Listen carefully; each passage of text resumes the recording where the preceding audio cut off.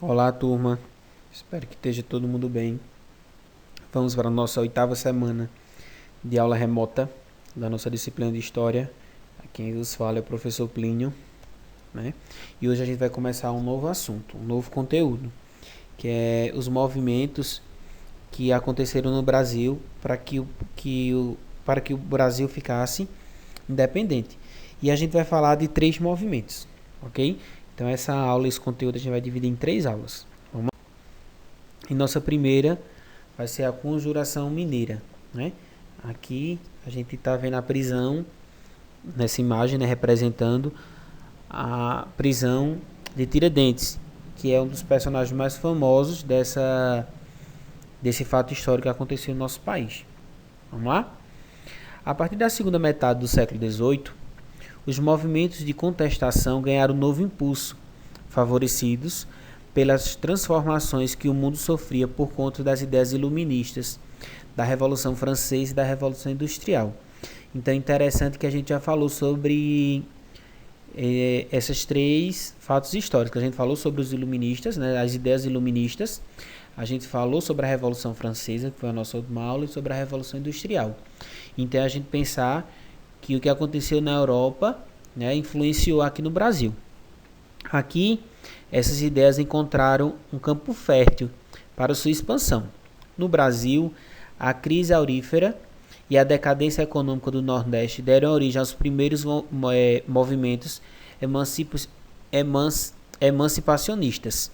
O que quer dizer a crise aurífera? Quer dizer a crise do ouro, né? Principalmente em Vila Rica, a gente estava tendo a crise do ouro, não tinha mais ouro como antigamente, e a coroa portuguesa estava cobrando.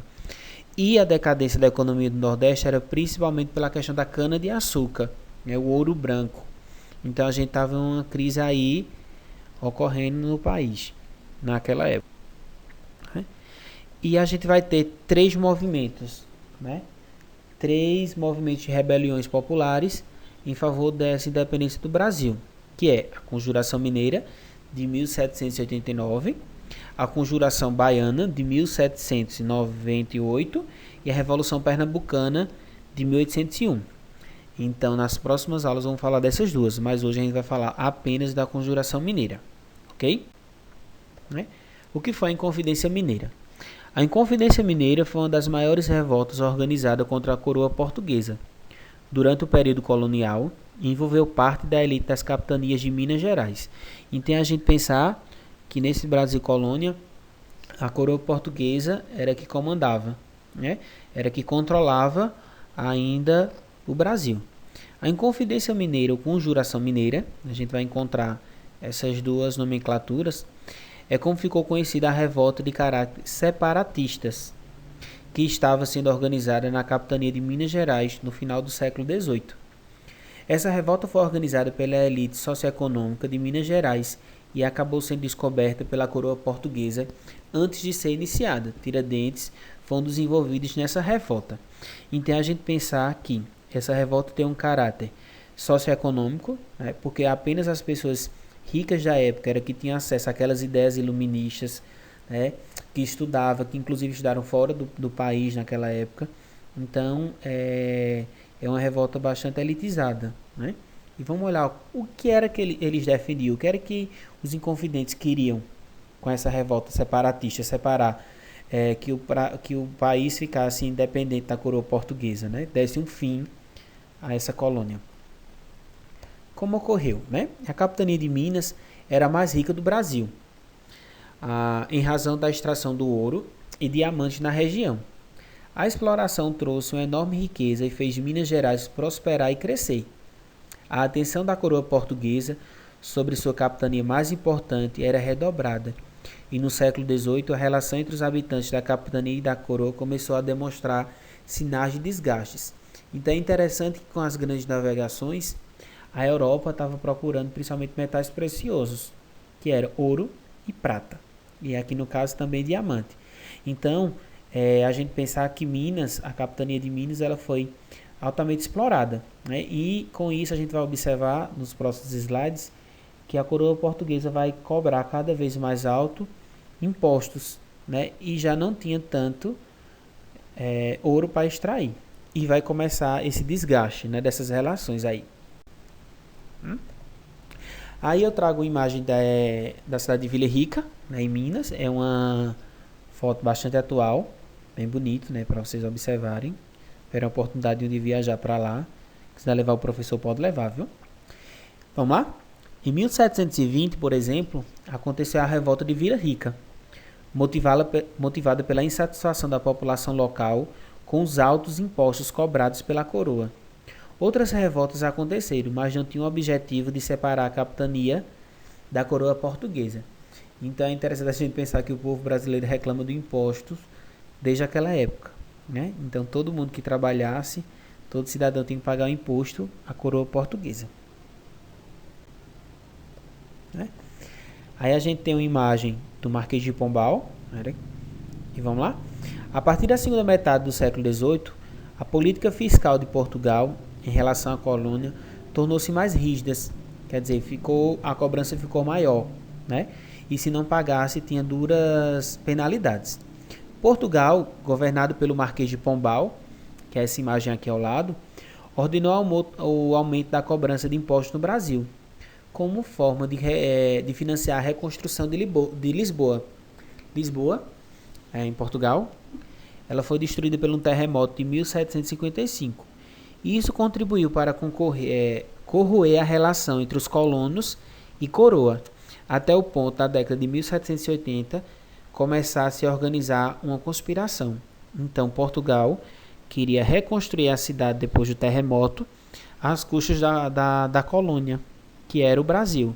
Então, por isso, o motivo cada vez mais aumentar os impostos, né?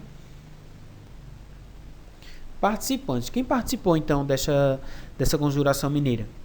A conjuração mineira foi uma conspiração organizada pela elite socioeconômica da capitania de Minas Gerais.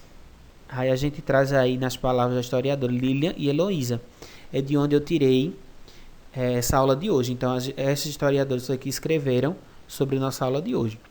O grupo que formava os conspiradores da conjuração eram pessoas que tinham laços familiares, de amizade ou econômicos, que os vinculavam com a cúpula da sociedade das Minas. Então a gente pensar que a cúpula um pouco mais rica, né, de Minas, da capitania, se organizou. Então não eram pessoas que chegavam e somavam ao movimento.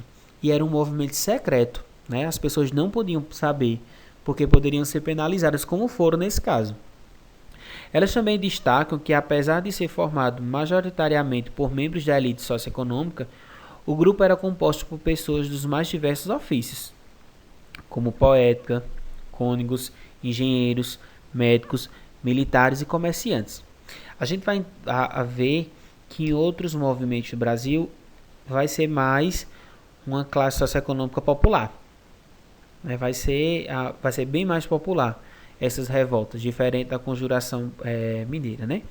O membro da conspiração de situação econômica mais humilde era José Joaquim da Silva Xavier, o Tiradentes, né? Então a gente fala de conjuração mineira, a gente fala de Tiradentes, comandante da tropa que monitorava as estradas Caminho Novo, que ligava o Rio de Janeiro a Minas. Ele, por sua vez, foi um dos membros mais participativos da conjuração. É interessante a gente falar que o Rio de Janeiro era a capital do país na época, né? Causas. Vamos lá? Com o abandono brevemente, a Inconfidência Mineira foi resultado da insatisfação da elite econômica da capitania de Minas, como a gente já falou, né? Por causa da política fiscal, por causa dos impostos que a coroa tanto queria cobrar da população. Essa insatisfação existia ao longo de todo o século XVIII, mas a partir da década de 1780 ganhou força e ares de separatismo, dando uma nova dimensão a esse movimento político. Quer dizer, ele chega a romper e ter esse movimento de separar a coroa e a capitania. Não se sabe o momento preciso em que a elite das Minas Gerais começou a conspirar contra a coroa, mas se sabe que foi algum ponto da década de 80. Os envolvidos com essa revolta tinham em mente que os impostos cobrados por Portugal eram excessivos, eram muito altos, né? E existiam vários, mas também estavam imbuídos de outras ideias, como a separação de Minas Gerais e sua transformação em uma república. Então a gente pensar que eles não queriam apenas lutar contra os impostos, aumento dos impostos, vários impostos. Eles tinham outras ideias, outros ideais com esse movimento separatista, né? As historiadoras, né, Lili e Heloísa, continuam dizendo assim. Ela chama a atenção para um fato. A conjuração foi o resultado do ressentimento, mas também de percepção de que Minas Gerais tinha condição de existir sem a presença de uma coroa controladora. Eles tinham noção de que a capitania tinha condições econômicas de autossustentar, e até porque todo o ouro que ia para Portugal, boa parte saía de Minas Gerais. Então eles sabiam que eles tinham condições de autossustentar, não precisava da coroa, né? O estopim para a deflagração do movimento contra a coroa ocorreu durante as administrações de Luís da Cunha Menezes e do Visconde de Barbacena, ambos governadores da capitania, né? E a gente pensar que em cada capitania existia um governador que era destinado, né, era enviado pela coroa, principalmente para controlar essa população contra esses movimentos. O primeiro teve uma administração corrupta, que prejudicou o interesse da elite local para o favorecimento de seus amigos pessoais. Então a gente pensar que a corrupção existe aí no Brasil desde quando, entre aspas, o Brasil foi descoberto. Já na administração de Visconde de Barbacena, foi enviada uma ordem para realizar o cumprimento da cota de ouro anual. Era outro imposto, que era estipulada pela coroa. Para cumprir essa cota, foi autorizada a realização da derrama, que era outro imposto. A cobrança obrigatória com o objetivo de alcançar as 100 arrobas de ouro. Isso causou indignação porque a economia local estava em crise em virtude da queda da quantidade de ouro extraído. Então, se a quantidade de ouro extraído estava em queda, a coroa portuguesa vem e manda um novo imposto chamado derrama para cobrar mais imposto, o que aumentou ainda mais a insatisfação. A possibilidade de uma derrama alarmou a elite local e antecipou os preparativos para uma revolta contra a coroa. Os conspiradores planejaram iniciar a revolta para o dia em que a derrama fosse realizada. Um dos grandes propagandistas dessa conspiração foi Tiradentes. O que defendia o que eles queriam, na verdade, os inconfidentes, né? As reivindicações feitas pelos inconfidentes eram variadas, mas, em geral, podem ser resumidas nos seguintes pontos. Proclamação de uma república aos moldes dos Estados Unidos, quer dizer, essas ideias iluministas, né, que a gente vai ter uma aula falando sobre a Revolução dos Estados, a independência dos Estados Unidos. Então, eles vão beber muito dessa fonte, né? A realização de eleições anuais, então, eles não queriam mais essa monarquia, essa oligarquia controlando, e ter a figura do rei. Incentiva a instalação de manufaturas como forma de diversificar a produção econômica das Minas Gerais. As manufaturas seriam fábricas, né, de vários tipos, porque a coroa era que controlava esse mercado. E a formação de uma milícia nacional, composta pelos próprios cidadãos das Minas Gerais, que queria dizer, nesse caso, é a questão de uma guarda, né, da polícia com pessoas locais, que não viessem de fora. Que era uma forma da coroa também controlar e vigiar essa população para que ela não fizesse nada contra ela, né? É uma forma de exercer o poder. Essa é bem interessante. Na questão do trabalho escravo, é a gente pensar que existiam os escravos aí nessa época, né? Não existia um consenso entre os inconfidentes. Quer dizer, uns queriam e outros não defendiam a liberdade, né? Assim, alguns defendiam a libertação dos escravos, mas outros defendiam a permanência da escravidão caso a capitania alcançasse sua independência. E aí a gente vai lembrar da Revolução Francesa, né? Da liberdade, igualdade e fraternidade. Mas isso não era um consenso, né? Isso aí era uma divergência do movimento. Os colonos pensavam em realizar uma revolta em Vila Rica, que depois se espalharia por toda a capitania. Para ter sucesso nessa empreitada, os inconfidentes planejavam uma guerra de desgaste, que forçaria a coroa portuguesa a negociar o fim das hostilidades, da guerra, né, do conflito. Eles buscaram ajuda internacional de americanos e de franceses, e até tiveram alguns acenos de apoio, mas que não se concretizaram em ações efetivas, né? Então é pensar que também os outros países não queriam comprar essa briga contra Portugal, né? Que era forte lá na Europa. É interessante a gente falar isso. Como terminou a Inconfidência? As reuniões secretas que eu falei foi um movimento bastante secreto, né? Porque ele não foi amplamente divulgado para os envolvidos não serem penalizados. As reuniões secretas que organizavam e divulgavam os princípios dessa revolta contra Portugal estenderam-se durante anos, mas o movimento não chegou nem ao ponto de ser deflagrado, quer dizer, ficou apenas na ideia nas reuniões. Ele não chegou de fato a ir de contra a coroa. Isso porque antes mesmo de sua deflagração, denúncias levaram ao conhecimento da coroa de que uma conspiração acontecia. Então, dentro dessas revoltas, aconteceu que alguém denunciou a coroa. Em 18 de maio de 1789, alguns dos inconvidentes foram informados de que a conspiração contra Portugal tinha sido descoberta.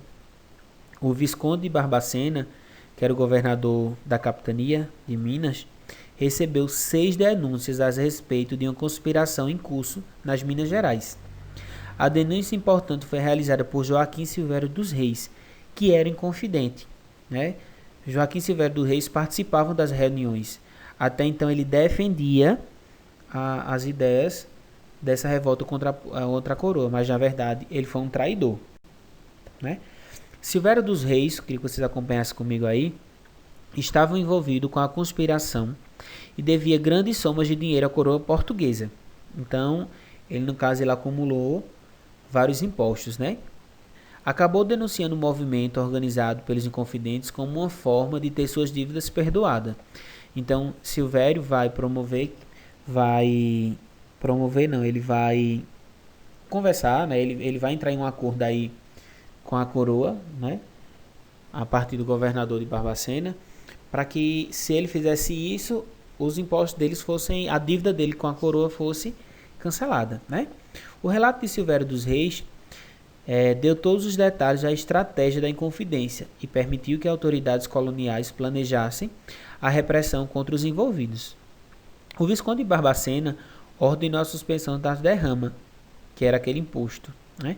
E deu início às prisões e os interrogatórios. Todo o processo de julgamento dos presos por envolvimento na conspiração estendeu-se durante 3 anos e foi uma demonstração de poder da coroa como forma de desencorajar outras conspirações do tipo. Quer dizer, eles fizeram uma forma de mostrar à população o poder da coroa, para que outras ideias, outras conspirações não viessem a acontecer. Então, a gente vai observar que foi bastante severa, né? A leitura da sentença conforme a afirmação do historiador Boris Faustus. Boris traz para a gente como foi essa sentença, né? Estendeu-se por 18 horas. As condenações foram as mais diversas e incluíram penas como degredo, expulsão para a África, quer dizer, era uma coisa, a terra dos escravos, né, que era tido como objeto aqui, então você ser levado para a África era a mesma coisa que você ser levado para o inferno, era a mesma coisa que é uma condenação, né? Igualmente quando descobriam o Brasil, que Portugal, quando tinha alguns condenados, queriam mandar para o Brasil e alguns se matavam, não queriam vir para a terra descoberta, né? Prisão perpétua, né? E condenação à forca. E essa condenação à forca era em praça pública para que servisse de exemplo para as outras pessoas. Vários dos envolvidos foram condenados por morte na forca, mas Dona Maria, rainha de Portugal, perdoou todos os condenados, menos Tiradentes. Por isso que ele é bem conhecido. Tiradentes foi preso no Rio de Janeiro em maio de 1789. Sua morte foi utilizada como exemplo de intimidação e ocorreu porque Tiradentes era o grande propagandista do movimento. Quando preso, estava em viagem para divulgar a conspiração que estava sendo organizada. Então ele vai ser o único que vai ser condenado, né? Como foi essa condenação de Tiradentes? Tiradentes acabou sendo enforcado no dia 21 de abril de 1792, no Rio de Janeiro. e foi esquartejado. Esquartejado quer dizer que todas as partes do seu corpo foram cortadas, né?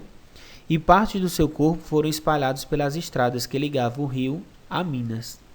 Sua cabeça foi colocada em exposição na Praça Central em Vila Rica e lá permaneceria até apodrecer, mas acabou desaparecendo e não se sabe o paradeiro até hoje. O que é que vocês acharam aí dessa sentença? É a forma que a coroa portuguesa encontrou para intimidar a população, para mostrar o poder que ela tinha na época. A Conjuração Mineira foi uma das mais importantes revoltas organizadas contra a coroa portuguesa e mostrou a disposição dos colonos a romper o laço colonial e a existência das ideias republicanas no seio da principal capitania brasileira. Poucos anos depois, foi a vez da Bahia rebelar-se contra o domínio português na Conjuração Baiana, que vai ter aí uma diferença da Conjuração Mineira e vai ficar para a nossa próxima aula falar sobre a Conjuração Baiana. Né?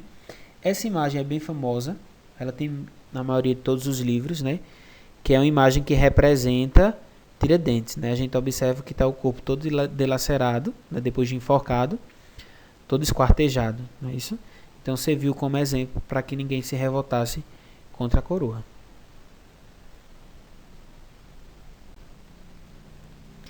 Essa aula eu tirei de um site chamado Brasil Escola, que eu gosto muito, né? E que é do professor Daniel Neves da Silva. Né? Um abraço, lembrando que eu estou no privado, qualquer coisa, lembrando sempre tirar a dúvida, colocar o nome e a turma, ok? Grande abraço, gente.